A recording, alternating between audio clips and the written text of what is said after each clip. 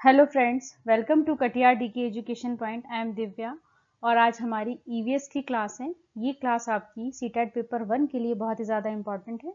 तो चलिए अपनी क्लास को शुरू करते हैं। पहला क्वेश्चन है, भारत में किस क्षेत्र में स्थानांतरित खेती करने का रिवाज है?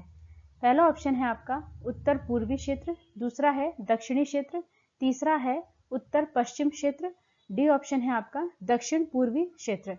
तो बेटा आपका करेक्ट आंसर होगा ऑप्शन नंबर ए, उत्तर पूर्वी क्षेत्र में स्थानांतरित कृषि करने का रिवाज है।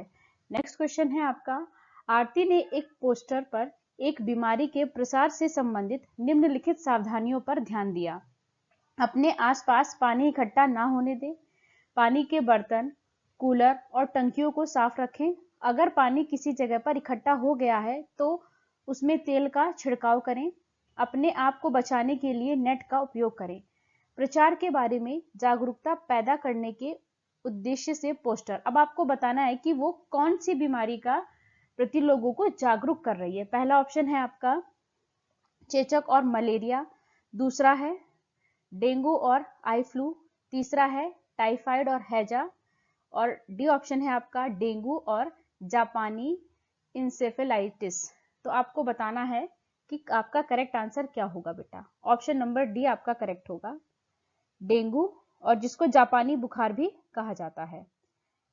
ऑप्शन नंबर डी आपका करेक्ट होगा। नेक्स्ट क्वेश्चन है आपका, पर्यावरण अध्ययन में पानी की शुद्धता, पानी की उपलब्धता और इसके पुनः उपयोग या पुनर्चक्रण सिखाने के लिए सबसे उपयुक्त रणनीति हो सकती है।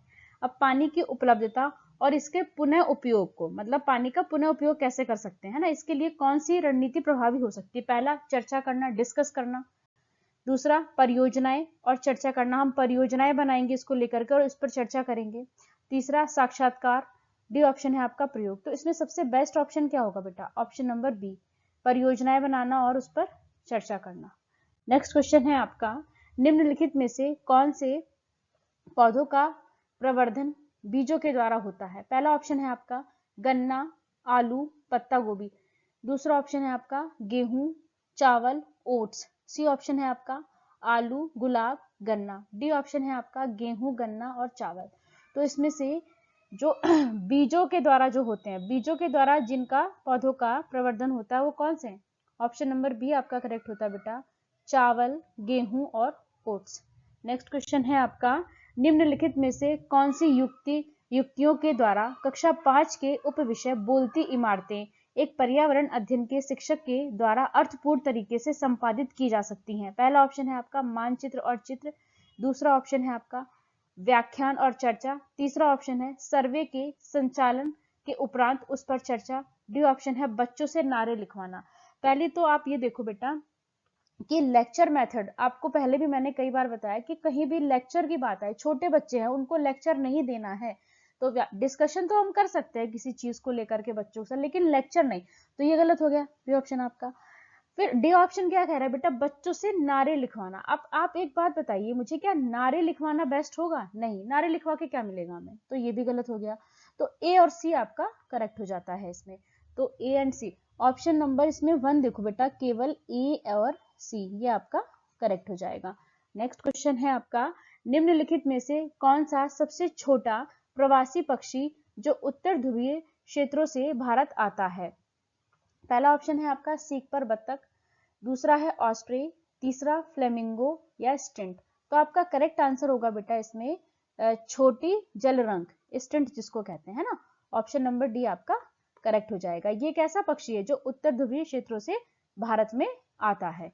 नेक्स्ट क्वेश्चन है आपका, मनुष्य के दांतों का अध्ययन क्या कहलाता है? अब आपको बताना है कि जो मनुष्य के दांतों का अध्ययन है उसको क्या कहते हैं। पहला ऑप्शन है आपका ऑर्निथोलॉजी। ऑर्निथोलॉजी क्या होता है बेटा? पक्षी विज्ञान को कहा जाता है ऑर्निथोलॉजी, जो पक्षियों का विज्ञान होता है उसको कहते हैं। सरपेटोलॉजी क्या होता है बेटा? सरपेटोलॉजी होता है आपका सांपों का अध्ययन करना, उसको क्या कहते हैं? सरपेटोलॉजी। ऑप्शन नंबर सी क्या है आपका? सिस्मोलॉजी। सिस्मोलॉजी क्या है बेटा? भूकंप का अध्ययन करना, सिस्मोलॉजी कहलाता है। जब मनुष्य के दांतों का अध्ययन हम करते हैं उसको कहा जाता है ओडेंटोलॉजी। ऑप्शन नंबर डी आपका करेक्ट हो जाता है। नेक्स्ट क्वेश्चन है आपका, रात में जागने वाले जानवर हर चीज को। अब आपको बताना है कि जो जानवर रात में जागते हैं वो हर चीज को कितने रंगों में देख पाते हैं। पहला ऑप्शन है केवल काली और सफेद ही देखते हैं, बी ऑप्शन है केवल हरे रंग में देखते हैं, सी ऑप्शन है केवल लाल रंग में देखते हैं, डी हर रंग में देख सकते हैं। बेटा जो जानवर दिन में जागते हैं उनको तो फिर भी थोड़े बहुत रंग दिखाई देते हैं, समझ में आते हैं, लेकिन जो रात में जागते हैं ना उनको हर चीज काली और सफेद ही दिखाई देती है, इससे अलग उन्हें और कोई कलर नहीं समझ में आता। तो क्या होगा, रात को जागने वाले जानवर को हर चीज कैसी दिखेगी, काली और सफेद दिखेगी, है ना, काली और सफेद दिखेगी। तो आपका ऑप्शन नंबर ए आपका करेक्ट हो जाता है। नेक्स्ट क्वेश्चन है आपका, सांप किसी भी वाद्य यंत्र के प्रति अनुक्रिया करता है, कैसे। आपको पता है कि सांप के कान नहीं होते हैं, सांप के तो कान होते ही नहीं है, तो वो फिर जो आप बीन बजाते हैं तो उस पर वो प्रतिक्रिया कैसे करता है ना, ये भी सवाल है। तो पहला ऑप्शन है आपका वाद्य यंत्र की गति को देखकर, वाद्य यंत्र की गति को सुनकर। अभी हमने कहा कि सांप के तो कान नहीं होते तो सुनेगा कैसे, बी ऑप्शन तो बिल्कुल गलत। सी ऑप्शन है आपका वाद्य यंत्र को सूंघ कर, नहीं ये भी गलत है। वाद्य यंत्र से उत्पन्न कंपन से, जब बीन बजती है तो जो कंपन होता है वो उसको महसूस करता है, तो उस पर क्या करता है, वो अपनी प्रतिक्रिया देता है, तो कंपन को महसूस करता है। ऑप्शन नंबर डी आपका करेक्ट हो जाता है। नेक्स्ट क्वेश्चन है आपका, बच्चों की सीखने की प्रगति के वर्णन अभिलेख आधारित होते हैं। जो बच्चों की सीखने की प्रगति है तो अब आपको उसके बारे में बात करना है। पहला ऑप्शन है मौखिक तकनीकी पर, दूसरा प्रोजेक्ट तकनीकी पर, सी ऑप्शन है आपका अवलोकन तकनीकी पर, या अधिन्यास तकनीकी पर। तो बच्चों की जो सीखने की प्रगति है वो कौन से अभिलेख पर आधारित होगा, उसका वर्णन आपका ऑप्शन नंबर सी करेक्ट होगा बेटा, अवलोकन तकनीकी पर। जो बच्चों की सीखने की प्रगति है वो अवलोकन तकनीकी पर आधारित होगी। नेक्स्ट क्वेश्चन है आपका, यह पढ़ाते समय कि कुछ समय के लिए खाद्य पदार्थों को किस तरह से ताजा रखा जा सकता है। राधा अपनी क्लास में निम्नलिखित अनेक तरीकों की परिगणना करती है। पहला वो बताती है कि उसे कटोरी में रखती है तथा कटोरी को एक खुले बर्तन में रख देती है जिसमें ठंडा पानी होता है। दूसरा ऑप्शन कहती है कि उसे एक गीले कपड़े में लपेट देती है। सी ऑप्शन है उसे धूप में खुला फैला देती है। डी ऑप्शन है उसे छोटे छोटे टुकड़ों में काटती है और अंधेरे में रख देती है। उपयुक्त तकनीकी दो के लिए वह निम्नलिखित में से कौन से पदार्थ की ओर संकेत कर रही। अब तकनीकी जो दूसरी है, तकनीकी दूसरी यानी कि ये वाली, उसे गीले कपड़े में लपेट कर रखती है। अब ये बताना कि ये किस चीज की बात कर रही है। पहला ऑप्शन पके हुए चावल, दूसरा हरा धनिया, तीसरा प्याज और लहसुन, डी ऑप्शन है आपका काजू बर्फी। तो एक बात बताओ बेटा, ये काजू बर्फी है, एक बात बताओ मुझे, क्या पके हुए चावल को गीले कपड़े में लपेट कर रखते हैं क्या हम उसको ताजा बनाए रखने के लिए? नहीं, तो पहला ऑप्शन तो आपका कट हो गया। लहसुन और प्याज को नहीं, काजू बर्फी को नहीं, तो आपका ये जो मेथड है ये किसके लिए ठीक रहता है? हरे धनिये को। आपने देखा होगा अक्सर कि जिनके घर में कुछ व्यवस्थाएं नहीं होती हैं तो वो लोग क्या करते हैं, कपड़ा गीला करते हैं, उसमें धनिये को लपेट के उसे रख देते हैं, उससे क्या रहता है, वो ताजा बना रहता है ना। तो जो गीले कपड़े में लपेटने वाली बात है ये हरे धनिये के लिए ठीक होगी, तो ऑप्शन नंबर बी आपका करेक्ट हो जाता है। नेक्स्ट क्वेश्चन है आपका, एक खेत की मृदा के विषय में विचार कीजिए जिसमें कोई किसान रासायनिक उर्वरकों और पीड़कनाशियों का अधिक से अधिक उपयोग करके अपने खेत में बार बार धान की फसल कर रहा है। अब जो कोई किसान है बेटा वो बार बार क्या कर रहा है, धान की फसल उगा रहा है और अपने खेत में जो है रासायनिक उर्वरक और कीटनाशकों का भी सबसे अधिक से अधिक उपयोग कर रहा है।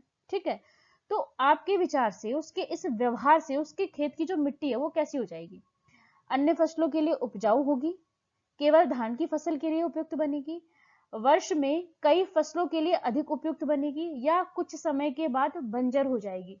तो बेटा जिस तरीके से ये जो फार्मर है ये जो कर रहा है रासायनिक उर्वरकों का और पीड़कनाशियों का अधिक से अधिक उपयोग कर रहा है और बार बार धान की फसल उगा रहा है, तो उसके इस व्यवहार से क्या होगा बेटा, उसका जो खेत है वो कुछ समय बाद क्या हो जाएगा, बंजर हो जाएगा। क्या हो जाएगा, बंजर हो जाएगा।